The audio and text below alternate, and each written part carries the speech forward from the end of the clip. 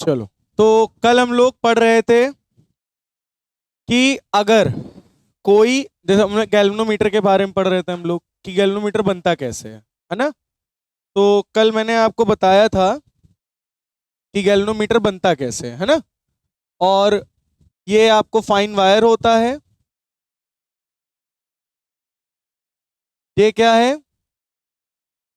Coil है। ये यहाँ स्प्रिंग कनेक्ट होती है और ये टर्मिनल 2 से कनेक्टेड होता है। ठीक है। और यहाँ पे हम लगा देते हैं एक पॉइंटर और यहाँ लगा देते हैं स्केल। क्या लगा देते हैं? स्केल। ठीक है। और याद करो, मैंने बताया था कि इसमें हम जितना भी कॉइल में करंट पास करेंगे, जितना भी करंट हम इस कॉइल में पास करेंगे, इस कॉइल पे क्या जनरेट होगा? टॉर्क। क्या जनरेट होगा? टॉर्क। तो उतना ही ये टॉर्क जब जनरेट होगा तो कॉइल उतना ही ट्विस्ट होगी, घूमेगी। तो ये पॉइंटर भी इधर की तरफ जाएगा। मैंने मान लो थोड़ा सा करंट दिया तो थोड़ा सा टॉर्क लगा, थोड़ा सा टॉर्क लगा तो पॉइंटर पॉइंटर यहां चला आया। मैंने करंट मान लो ज्यादा दे दिया, करंट ज्यादा दिया तो ये ज्यादा कॉइल घूमी, तो टॉर्क ज्यादा लगा तो पॉइंटर एकदम एंड पे पहुंच गया। अब इससे ज्यादा क्या पॉइंटर आगे जा सकता है? नहीं, यहीं तक की इसकी लिमिट थी। तो अब ये जो आपकी कॉइल है ये पूरी की पूरी गोल गोल घूम गई। अब गोल गोल घूम गई, टॉर्क लगा करंट की वजह से, तो इसके अंदर एक रिस्टोरिंग टॉर्क नहीं जनरेट होगा। रिस्टोरिंग टॉर्क का मतलब, जब आप किसी चीज को ऐसे गोल गोल गोल गोल घुमाते हो और जब छोड़ते हो तो वापस घूम के अपने प्लेस पे आ जाता है कि नहीं? कैसे? Due to restoring torque. किसकी वजह से? रीस्टोरिंग टॉर्क की वजह से। फॉर एग्जाम्पल, जैसे कि हम ये टॉवल ले लेते हैं ना। ठीक। अब इस टॉवल को हम गोल गोल घुमा देते हैं, है ना। ये क्या कर रहे हैं? ट्विस्ट। है ना। टॉवल को क्या कर रहे हैं? ट्विस्ट कर रहे हैं। ठीक है। अब हम इसको जितना ज्यादा ट्विस्ट करेंगे तो इसके अंदर एक अपने आप टॉर्क रिस्टोर हो रहा है कि नहीं हो रहा है? हो रहा है ना रिस्टोर। टॉर्क रिस्टोर हो रहा है। अब एक काम करते हैं, इसको अब छोड़ें। अब ये जितना होना था हो गया। अब जैसे छोड़, ये देखो घूमा कि नहीं घूमा? ये रिस्टोरिंग टॉर्क था, मतलब मैंने घुमाया भी नहीं। हम ये टॉर्क लगा रहे हैं, ये करंट डाला तो ये टॉर्क लग रहा है। कॉइल क्या हो रही? ट्विस्ट हो रही। कॉइल क्या हो रही है? ट्विस्ट हो रही है। इसमें अपने आप एक टॉर्क क्या हो रहा है? रिस्टोर हो रहा है। और जैसे ही करंट हटाओगे वैसे ही रिस्टोरिंग टॉर्क कॉइल को वापस अपनी जगह पर ले आएगा।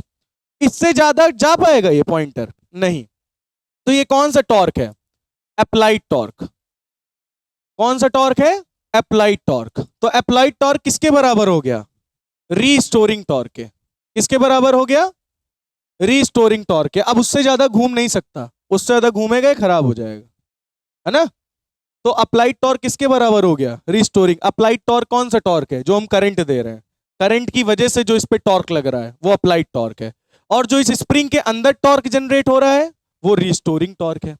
तो अप्लाइड टॉर्क का फॉर्मूला क्या था? NIBA sine theta is equal to, restoring torque क्या था? फाई सी।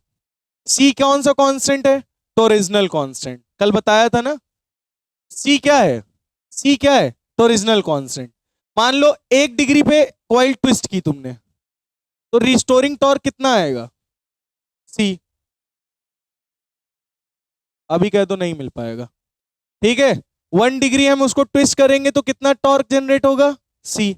2 डिग्री ट्विस्ट करेंगे तो कितना टॉर्क जनरेट होगा? 2C। 3 डिग्री ट्विस्ट करेंगे, ट्विस्ट करेंगे, 3C। 4 डिग्री ट्विस्ट करेंगे तो 4C। 5 डिग्री ट्विस्ट करेंगे तो 5C। इस तरह से अगर 5 डिग्री ट्विस्ट करेंगे तो 5C टॉर्क जनरेट होगा। क्या जनरेट होगा? 5C टॉर्क जनरेट होगा। मतलब जितना ज्यादा हम उसको ट्विस्ट करते जाएंगे उतना ज्यादा उसमें क्या जनरेट होता जा रहा। ये हमने इसको एक एक डिग्री ट्विस्ट किया, मान लो एक बार 1 डिग्री, तो C। 2 डिग्री ट्विस्ट किया, 2C। 3 डिग्री ट्विस्ट किया, 4 डिग्री, घूम जा, 4 डिग्री ट्विस्ट कर दिया, 4C। 5 डिग्री ट्विस्ट किया, 5C। 6 डिग्री ट्विस्ट किया, मतलब ट्विस्ट करते जा रहे, एक समय होगा कि बस इससे ज्यादा अब ये ट्विस्ट नहीं हो रहा। देख रहे हो? अब इससे ज्यादा ट्विस्ट और कर देते हैं जितना हो पाए। अब देखो हो पा रहा है नहीं, तो इसमें ये रिस्टोरिंग टॉर्क मैक्सिमम हो गया। अब ये अप्लाइड टॉर्क है जो मैं लगा रहा हूं, ये कौन सा टॉर्क है? Applied torque. और इसके अंदर कौन सा टॉर्क है? रिस्टोरिंग। अब दोनों बराबर हो गए, अब इससे आगे मोड़ ही नहीं पा रहे हम। अब इतना हो गया बराबर दोनों। अब जैसे ही छोड़ोगे इसको अपनी प्लेस पे वापस ले आएगा। समझ में आई बात? तो रिस्टोरिंग टॉर्क ये है, रिस्टोरिंग टॉर्क, जितना डिग्री घुमाओगे उतना टॉर्क जनरेट होगा। और सी क्या है? Torsional constant. कौन सा कांस्टेंट? तो अगर यहां से करंट निकालोगे तो आई बराबर क्या आएगा? Phi C upon N B ए साइन थीटा। यही आएगा कि नहीं आएगा करंट? तो तुम्हें यहां क्या दिख रहा है? Current is directly proportional to phi and inversely proportional to sine theta. आपको यहां देखो साफ साफ दिख रहा है कि आई डायरेक्टली प्रोपोर्शनल है फाई के, मतलब करंट जितना ज्यादा आएगा रिस्टोरिंग टॉर्क ट्विस्ट उतना करेगा, उतना ज्यादा करेगा, है ना? करंट जितना ज्यादा आएगा ट्विस्टिंग उतनी ज्यादा होगी और पॉइंटर रीडिंग उतना ज्यादा देगा। हमारा यही मोटिव भी है। हमारा मोटिव क्या है गैल्वेनोमीटर बनाने के लिए? कि भैया जितना ज्यादा करंट जाए उतना ज्यादा वो ट्विस्ट करे कॉइल और उतनी ज्यादा रीडिंग मिले हमको। लेकिन यहां दिक्कत कौन कर रहा है? थीटा। थीटा किसके बीच का एंगल है? Area vector, area vector and magnetic field का। यहां मैग्नेट बना होता है ना, यहां क्या बना होता है? ये नॉर्थ ये साउथ, मैग्नेटिक फील्ड ऐसे जा रही। अब एरिया वेक्टर ऐसे है, ये एरिया वेक्टर ये मैग्नेटिक फील्ड। अब करंट देखो, करंट थीटा की वजह से भी क्या कर रहा है? वेरी कर रहा है। अब थीटा मान लो, एरिया वेक्टर मान लो ऐसे सीधे चला गया, मान लो कॉइल पूरी ऐसे मुड़ गई, ये कॉइल है, ये एरिया वेक्टर है, मैग्नेटिक फील्ड इधर, एंगल कितना बना? 90 डिग्री। अब कॉइल ऐसे घूमी, एरिया वेक्टर ये, मैग्नेटिक फील्ड ये 60 डिग्री। अब ऐसे घूम गया, अब एरिया वेक्टर इधर ही, मैग्नेटिक फील्ड भी इधर ही, थीटा कितना हो गया? 0। तो करंट क्या कर रहा है? थीटा की वजह से वेरी कर रहा है, मतलब इससे थीटा की वजह से हमें सही रीडिंग नहीं मिल पा रही है। तो इस थीटा को हमें यहां से रिमूव करना पड़ेगा। क्या करना पड़ेगा? तो इसको रिमूव करने के लिए हम लोग रेडियल फील्ड का यूज करेंगे। किसका यूज करेंगे बेटा? Radial field. मतलब कुछ हम ऐसा कर दें कि हर वक्त एरिया वेक्टर और मैग्नेटिक फील्ड का एंगल 90 डिग्री रहे हर समय। तो साइन 90 की वैल्यू 1 हो जाएगी, बराबर काम हो जाएगा हमारा। आई डायरेक्टली प्रोपोर्शनल हो जाएगा फाई के, मतलब जितना ज्यादा करंट दोगे उतना ज्यादा डिफ्लेक्शन होगा, जितना ज्यादा करंट दोगे उतना ज्यादा डिफ्लेक्शन होगा। बस हमें थीटा की वैल्यू 90 किसी तरह फिक्स कर देनी है कि थीटा की वैल्यू चेंज ही ना हो, 90 ही रहे हमेशा एरिया वेक्टर और मैग्नेटिक फील्ड के बीच में। क्या बताओ, ऐसा कोई कंस्ट्रक्शन कर सकते हैं? Radial field. बात समझ में आई? कुछ क्लियर हुआ? चलो, तो आज का अपना नेक्स्ट टॉपिक यही है, रेडियल फील्ड। क्या है नेक्स्ट टॉपिक बेटा? Radial field. नेक्स्ट टॉपिक यही है कि हम वहां से गैल्वेनोमीटर को और एक्यूरेट करने के लिए हम लोग साइन थीटा को रिमूव करना चाह रहे हैं और साइन थीटा को 90 हमको रखना है। ऐसा कंस्ट्रक्शन करना है कि एरिया वेक्टर और मैग्नेटिक फील्ड का एंगल जो है वो हमेशा 90 रहे, चेंज ही ना हो। तो हम लोग क्या बनाने की कोशिश करेंगे? Radial field. तो सबसे पहले तुम एक सॉफ्ट आयरन के बारे में पहले जान लो। किसके बारे में? Soft iron. सॉफ्ट आयरन जो होता है बेटा, सॉफ्ट आयरन एक फेरोमैग्नेट है। कौन सा मैग्नेट है? स्ट्रॉन्ग फेरोमैग्नेट है। अगर उसके अगल बगल से कहीं मैग्नेटिक फील्ड ऐसे जा रही है, अगर उसके अगल बगल से कहीं मैग्नेटिक फील्ड जा रही है, तो ये पता है क्या करेगा? ये पता है क्या करेगा? ये इस सभी मैग्नेटिक फील्ड को अपनी तरफ ऐसे खींच लेगा। क्या कर लेगा?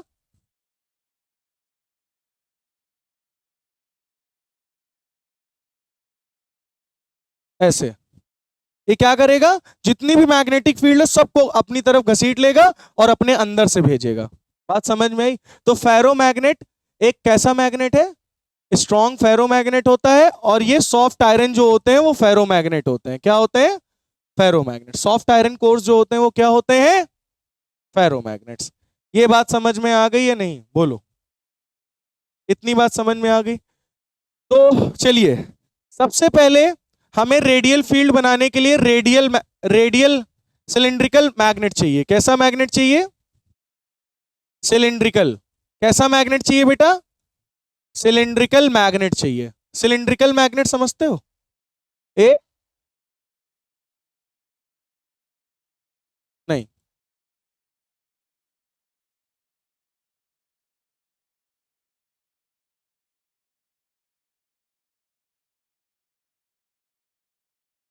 ये कैसा मैग्नेट है?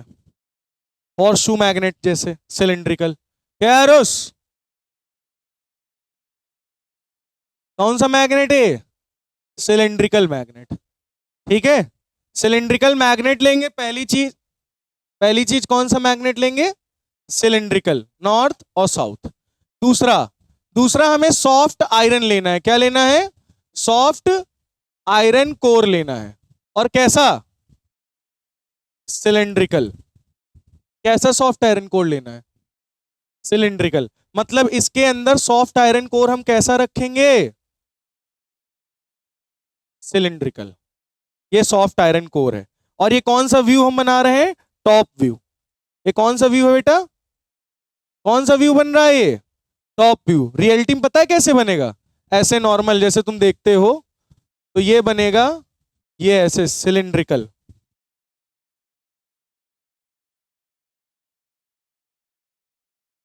ये ऐसे रहेगा। ठीक है, और यहां पे क्या कनेक्ट होंगी? स्प्रिंग। और यहां पे ऐसे कॉपर वायर ऐसे लिपटे होंगे। ये कॉपर वायर लिपटे हैं। क्या लिपटे हैं? Copper wire. यहां पे हम लगा देंगे पॉइंटर और ये लग जाएगी स्केल। कुछ समझ में आया? ये कुछ ऐसा है। और इसको हम यहाँ ऊपर से देख रहे हैं ऐसे, ये टॉप व्यू है, ऊपर से देख रहे हैं। ठीक है, इसमें ये लिपटा हुआ है कॉपर के वायर। क्या लिपटे हुए हैं बेटा? कॉपर के वायर्स। ठीक है, दिख रहा है?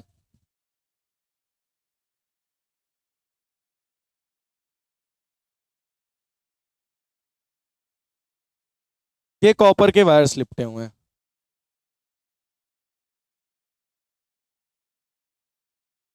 ठीक है, ये क्या लिपटे हुए हैं? कॉपर के वायर्स। अब यहां से मैग्नेटिक फील्ड निकलेगी, अंदर से होते हुए जाएगी। ये ऐसे मैग्नेटिक फील्ड निकल रही और ऐसे होते हुए अंदर से जा रही। ये कौन सा कोर है? ये सॉफ्ट आयरन का कोर है, जो कि एक ही बहुत ही बढ़िया क्या होता है? फेरोमैग्नेट। कौन सा मैग्नेट है ये? फेरोमैग्नेट। जो कि सारी मैग्नेटिक फील्ड लाइंस को अपनी तरफ क्या कर लेता है? कैप्चर। और मैग्नेटिक फील्ड को स्ट्रांग बना देता है। क्या बना देता है? स्ट्रांग। बोलो, बात समझ में आई कि नहीं? तो सॉफ्ट आयरन कोर क्या है? Is a strong ferromagnet. क्या है बेटा? ये स्ट्रॉन्ग फेरोमैग्नेट मटेरियल है। कैसा मटेरियल है? स्ट्रॉन्ग फेरोमैग्नेट मटेरियल है। कैसा मटेरियल है बेटा? स्ट्रॉन्ग फेरोमैग्नेट मटेरियल है। It forces all magnetic field. It forces all magnetic field passes through it. Magnetic field lines passes through it. Magnetic field lines passes through it. मतलब है जितनी भी magnetic field lines होती है उसको अपने अंदर से पास करके भेजता है। अभी दिखाया था ना कैसे मैग्नेटिक फील्ड बाहर से जा रही उसको अपने अंदर से भेजेगा। इतनी बात समझ में आई कि नहीं? तो अब देखो बेटा, ये है लूप। ये क्या है? लूप। इसका एरिया वेक्टर किधर होगा बताओ? एरिया वेक्टर किधर होगा? इधर साइड। ये ऐसे तुमने लूप करा है ना, तो लूप के एरिया वेक्टर किधर होता है? इधर, है ना? और मैग्नेटिक फील्ड कैसी है? ये देखो, ये मैग्नेटिक फील्ड है, ये मैग्नेटिक फील्ड है, ये एरिया वेक्टर है। इनके बीच का एंगल कितना है? 90। कोई भी सिचुएशन ले लो, हर जगह पर अब क्या होगा? एरिया वेक्टर और मैग्नेटिक फील्ड का एंगल क्या होगा? 90। अब जरा एक काम करो,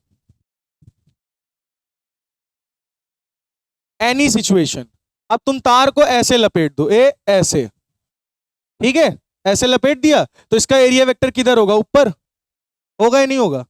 तो एरिया वेक्टर अगर ऊपर है तो मैग्नेटिक फील्ड लाइन कैसे जाएगी बताओ? ये मैग्नेटिक फील्ड लाइन जा रही है, मैग्नेटिक फील्ड लाइन अभी भी एरिया वेक्टर के क्या है? 90 डिग्री। अच्छा एक काम करते हैं, इस लूप को थोड़ा और घुमा देते हैं ना। इस लूप को हम इस बार ऐसे रख देते हैं, ऐसे, है ना। बताओ एरिया वेक्टर किधर है? ये क्या है? Area vector. और मैग्नेटिक फील्ड क्या है? ये। अभी भी देखो मैग्नेटिक फील्ड क्या है एरिया वेक्टर के? 90 डिग्री पर। अब बताओ हर बार थीटा क्या होगा? 90 होगा या नहीं होगा? होगा। तो यहां क्या बन रही है? ये बन रही रेडियल फील्ड्स। और रेडियल फील्ड में सिलिंड्रिकल आपको मैग्नेट लेना है और सिलिंड्रिकल सॉफ्ट आयरन कोर लेना है, उस पे कॉपर वायर लपेट देना है। तो उससे क्या होगा? एरिया वेक्टर और मैग्नेटिक फील्ड का बीच का एंगल हमेशा 90 बनेगा। हमेशा क्या बनेगा? 90। बोलो बात समझ में आई? और बेटा साइन 90 की वैल्यू क्या होती है? साइन 90 की वैल्यू क्या होती है? 1। क्या होती है? 1। अब जरा तुम खुद बताओ, अभी हम लोगों ने क्या पढ़ा था? Applied torque is equal to क्या था? रिस्टोरिंग टॉर्क था। अप्लाइड टॉर्क क्या था? NIBA sine 90। आपकी 90 रखोगे ना, बराबर में क्या है? फाई सी। साइन 90 की वैल्यू 1, तो आई बराबर क्या आ जाएगा? Phi C upon NBA। बोलो सही है? बताओ, ये बताओ, नंबर ऑफ टर्न्स कॉइल में कांस्टेंट होंगे, मैग्नेटिक फील्ड कांस्टेंट होगी, एरिया वेक्टर कांस्टेंट होगा, तो ओरिजिनल तो कांस्टेंट है ही है। मतलब आई किसके डायरेक्टली प्रोपोर्शनल हो गया? फाई के। मतलब जितना ज्यादा करंट, मोर करंट, मोर डिफ्लेक्शन, मोर डिफ्लेक्शन। अब बताओ थीटा क्या कहीं वेरी कर रहा है? कुछ नहीं। अब रेडियल फील्ड की वजह से थीटा हमेशा क्या रहेगा? 90। अब हमारा गैल्वेनोमीटर एकदम बढ़िया बन गया। अब करंट थीटा की वजह से वेरी नहीं करेगा। समझ में आई बात? अब खाली करंट किसकी वजह से वेरी कर रहा है? फाई, ट्विस्ट की वजह से। जितना ज्यादा करंट दोगे उतना ज्यादा वो ट्विस्ट होगा, कम करंट दोगे कम ट्विस्ट होगा, कम रीडिंग मिलेगी। बात समझ में आ गई या नहीं आई? क्लियर हो गया या नहीं? बोलो। समझ में आ गया बेटा? क्लियर हो गया?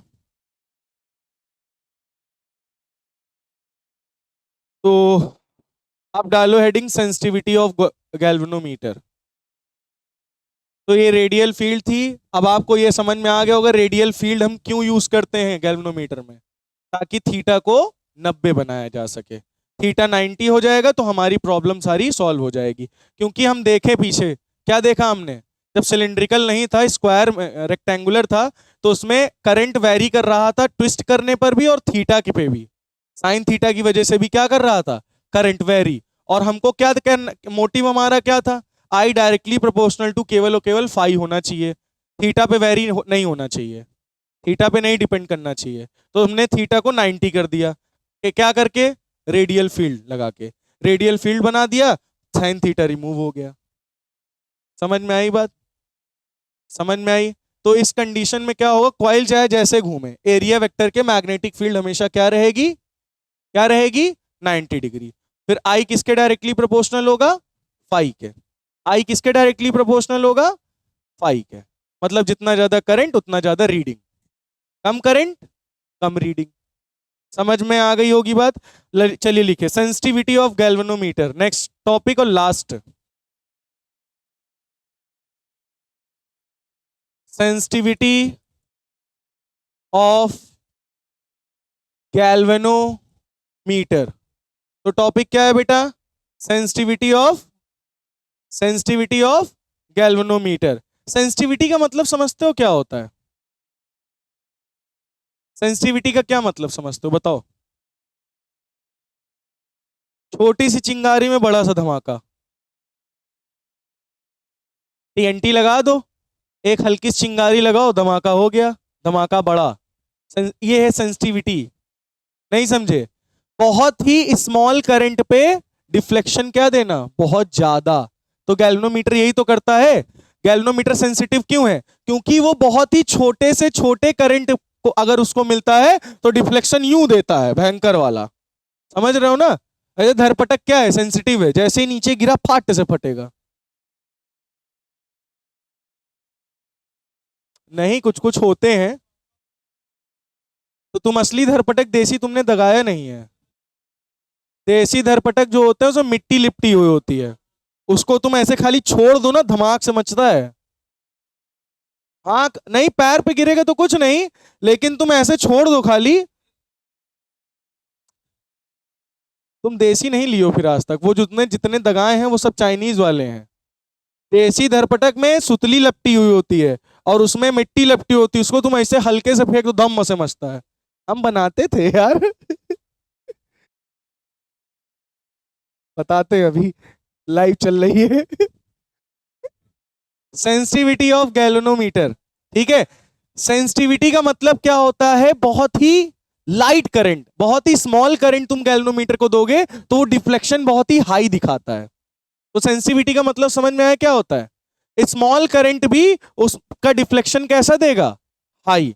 तो लिख लो, in a very small current, in a very small current, in a very small current,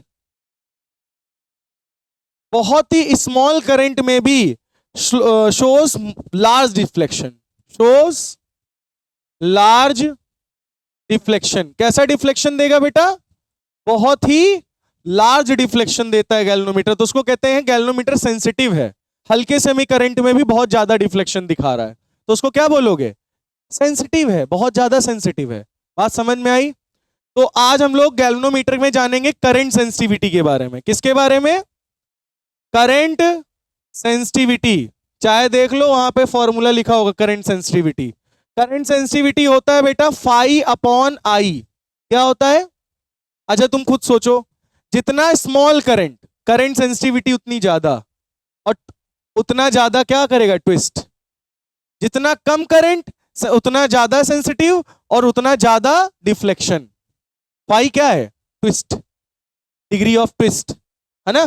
तो बहुत कम करंट में सेंसिटिविटी ज्यादा होगी और ट्विस्टिंग क्या होगी, ज्यादा होगी। ट्विस्टिंग ज्यादा, करंट सेंसिटिविटी ज्यादा। बात समझ में आई। तो करंट सेंसिटिविटी का फॉर्मूला क्या होता है, फाई अपॉन आई। नहीं समझे, करंट तुमने बहुत कम दिया, जितना कम करंट होगा उतना करंट सेंसिटिविटी ज्यादा नहीं होगी। मतलब बहुत कम करंट दोगे, करंट सेंसिटिविटी मतलब बहुत ज्यादा है, तो डिफ्लेक्शन कैसा शो करेगा, लार्ज। डिफ्लेक्शन कैसा शो करेगा, लार्ज। मतलब ट्विस्ट कैसा करेगा, बहुत ही कम करंट में ज्यादा ट्विस्टिंग करेगा। तो मतलब करंट सेंसिटिव है ना, करंट सेंसिटिविटी ज्यादा है ना इसकी। बात समझ में आई कि नहीं आई, क्लियर हुआ। मतलब बहुत कम करंट में, बहुत ही स्मॉल करंट में डिफ्लेक्शन कैसा दे रहा है, बहुत ज्यादा दे रहा है, मतलब करंट सेंसिटिविटी है, करंट बहुत सेंसिटिव है, सेंसिटिव है। मतलब गैल्वेनोमीटर इतना सेंसिटिव है, बहुत छोटे से छोटे करंट में भी लार्ज डिफ्लेक्शन दे रहा है। तो समझ में आया। तो कहे करंट सेंसिटिव का फॉर्मूला फाई अपॉन आई, समझे। अच्छा बताओ फाई क्या होता है, फाई किसके बराबर है, I directly proportional to phi था, तो फाई अपॉन आई को क्या लिख सकते हो बताओ, पैन अपॉन सी लिख सकते हो या नहीं, पहले ये बताओ। नहीं लिख सकते। पिछला फॉर्मूला याद है क्या था, I is equal to phi C upon BAN. तो फाई आई को इधर भेज दो, तो बैन अपॉन सी।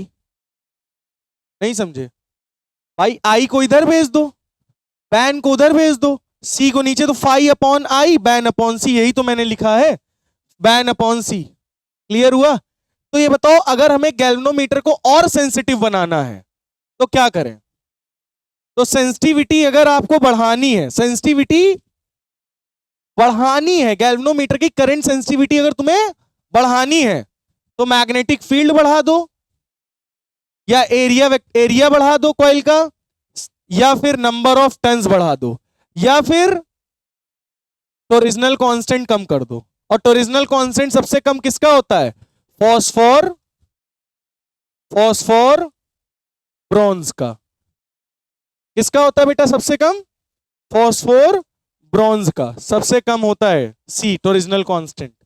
मतलब ट्विस्टिंग उसकी बहुत कम रहती है, समझे। तो सी जितना कम होगा, बी जितना ज्यादा होगा, ए जितना ज्यादा होगा, एन जितना ज्यादा होगा, करंट सेंसिटिविटी उतनी ज्यादा होगी। समझ में आ गई बात, क्लियर हो गया, बोलो पक्का। चलो अब हम लोग देखते हैं क्या, अच्छा, फॉस्फोर ब्रोंज की जगह तुम क्वार्ट्ज वायर भी ले सकते हो। कौन सा wire? Quartz wire. Quartz wire की सी की वैल्यू बहुत कम होती है, तो रीजनल ट्विस्टिंग उसमें बहुत बहुत कम होती है। तो ये था बेटा करंट सेंसिटिविटी। क्या था? अब हम क्या पढ़ने जा रहे हैं? Voltage sensitivity. क्या पढ़ेंगे बेटा? Voltage sensitivity. तो वोल्टेज सेंसिटिविटी क्या होता है? Phi upon V. क्या होता है? Phi upon V. बताओ वी बराबर क्या होता है? I R. पढ़ा है नहीं पढ़ा? वी बराबर आई आर पढ़ा है? चलो बताओ, आई की वैल्यू क्या रख सकते हैं? बोलो। हैं? आई की वैल्यू क्या रख सकते हैं? आई की वैल्यू पीछे निकली तो थी, फाई सी अपॉन पैन इंटू आर, वी बराबर। याद आया है नहीं आया? अच्छा एक काम करो, वी को इधर ले जाओ तो ये हो जाएगा फाई अपॉन वी। पैन को इधर ले जाओ, अपॉन सी आर नीचे। देखो phi upon V, phi upon V क्या आया? पैन अपॉन सी आर। ये आ गया तुम्हारा क्या?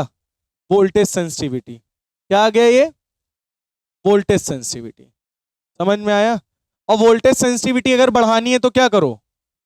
वोल्टेज सेंसिटिविटी अगर तुम्हें इंक्रीज करना है, क्या करना है? इंक्रीज करना है तो क्या करो? मैग्नेटिक फील्ड बढ़ा दो, एरिया बढ़ा दो, नंबर ऑफ टर्न्स बढ़ा दो, सी की वैल्यू कम कर दो और रेजिस्टेंस कम कर दो। रेजिस्टेंस जितना कम, टॉरिजनल कांस्टेंट जितना कम, नंबर ऑफ टर्न्स जितने ज्यादा, एरिया जितना ज्यादा, मैग्नेटिक फील्ड जितनी ज्यादा, सेंसिटिविटी उतनी ज्यादा। समझ में आ गई बात? नोट कर लीजिए। तो ये क्या था बेटा? Voltage sensitivity. क्या था बेटा? Voltage sensitivity. बोलो समझ में आया या नहीं आया? आया या नहीं आया? बहुत बढ़िया। अब चलो तो आगे, वोल्टेज सेंसिटिविटी आ गई ना बेटा समझ में? चलो लिखो, एक पॉइंट लिखो, वी में इंक्रीज करंट सेंसिटिविटी। वी में increase current sensitivity. V may increase current sensitivity and still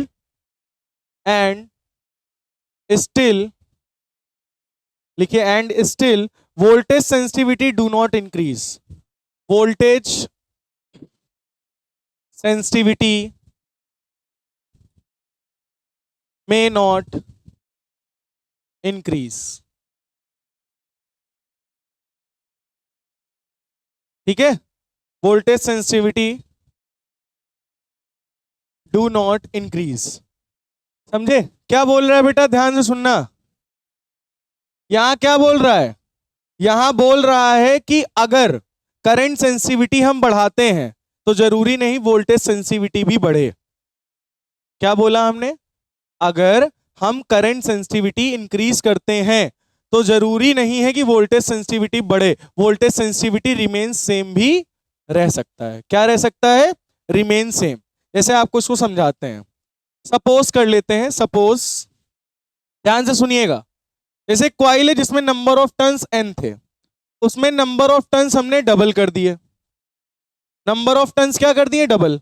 पहले बताओ करंट सेंसिटिविटी का फॉर्मूला क्या था? Phi upon I is equal to BAN upon C. ये था करंट सेंसिटिविटी। और voltage sensitivity phi upon V is equal to BAN upon C R. ये क्या था? Voltage sensitivity. अब हम सपोज कर लेते हैं कि हमने नंबर ऑफ टर्न्स n थे, हमको करंट सेंसिटिविटी बढ़ाना है, तो करंट सेंसिटिविटी बढ़ाने के लिए नंबर ऑफ टर्न्स डबल कर दो। नंबर ऑफ टर्न्स डबल कर दो। अब तुमने नंबर ऑफ टर्न्स बढ़ा दिया तो करंट सेंसिटिविटी बढ़ गया कि नहीं बढ़ गया?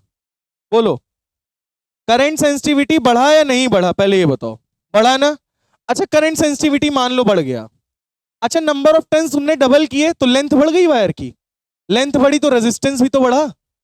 नहीं, resistance directly proportional to L होता है। अगर नंबर ऑफ टर्न्स बढ़ाओगे तो वायर की लेंथ बढ़ जाएगी।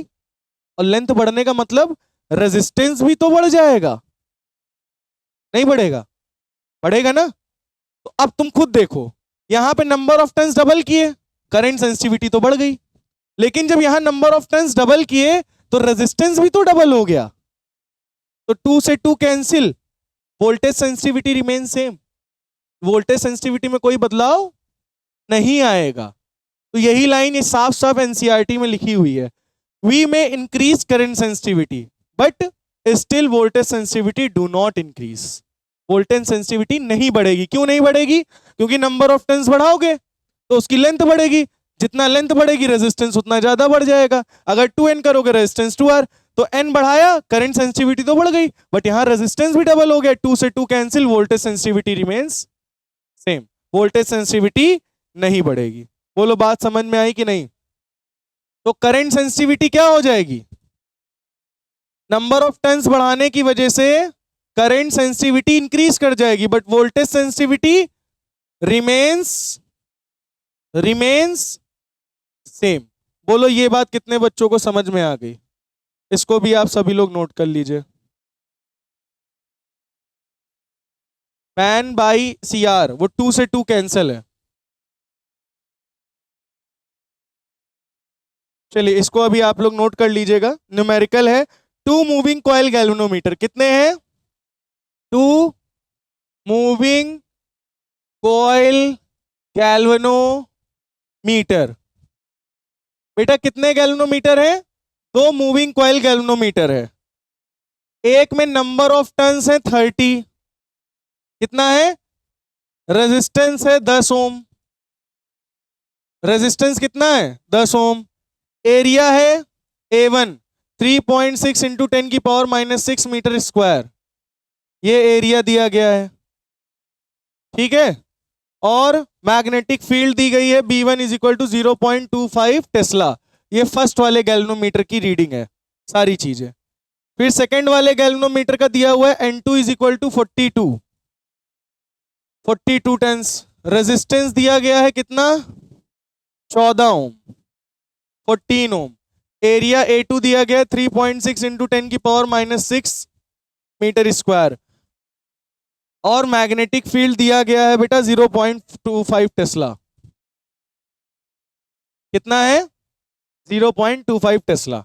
आपको बोला जा रहा है find the ratio of current sensitivity and voltage sensitivity. Find the ratio, किसका ratio? Of current sensitivity and voltage sensitivity. आपको क्या निकालना है बेटा? करंट सेंसिटिविटी और वोल्टेज सेंसिटिविटी। बात समझ में आई? ये दोनों चीजें फाइंड आउट करनी है। निकालेंगे, निकाला जाए इसको। चलिए देखिए, तो पहले हम करंट सेंसिटिविटी निकालते हैं। करंट सेंसिटिविटी क्या होगा? फाई अपॉन आई, ये हो गया सेकेंड वाला, अपॉन फाई अपॉन आई, ये हो गया फर्स्ट वाला। इन दोनों का करंट सेंसिटिविटी निकालना है। क्या निकालना है? करंट सेंसिटिविटी का रेशियो। तो ऊपर वाला सेकंड वाले galvanometer current sensitivity upon first वाले गैल्वेनोमीटर की करंट सेंसिटिविटी, इन दोनों का रेशियो निकाल लें। चलो बताओ, N2A2B2 अपॉन C, सही है, पैन अपॉन C। और ये क्या था? N1A1B1 upon C। C से C पहली बात कैंसिल, एरिया दोनों का सेम है, A1 से A2 कैंसिल, मैग्नेटिक फील्ड दोनों की सेम है, B1 से B2 कैंसिल। क्या बचा? N2 upon N1। N2 कितना है? 42। N1 कितना है? 30। इसको आप लोग काट पीट दो, कितना आ जाएगा? 30 1 जा 30, अप्रोक्सीमेटली 1.4। ये आ गई करंट सेंसिटिविटी। कितनी आ गई? 1.4। अब क्या निकाल लिया जाए? वोल्टेज सेंसिटिविटी का रेशियो। किसका रेशियो बेटा? चलो, वोल्टेज सेंसिटिविटी क्या होता है? फाई बाई वी सेकेंड का, फाई बाई वी फर्स्ट का, यही होता है ना बेटा वोल्टेज सेंसिटिविटी। ये क्या होता है? N2A2B2 upon CR2, N1A1B1 upon CR1।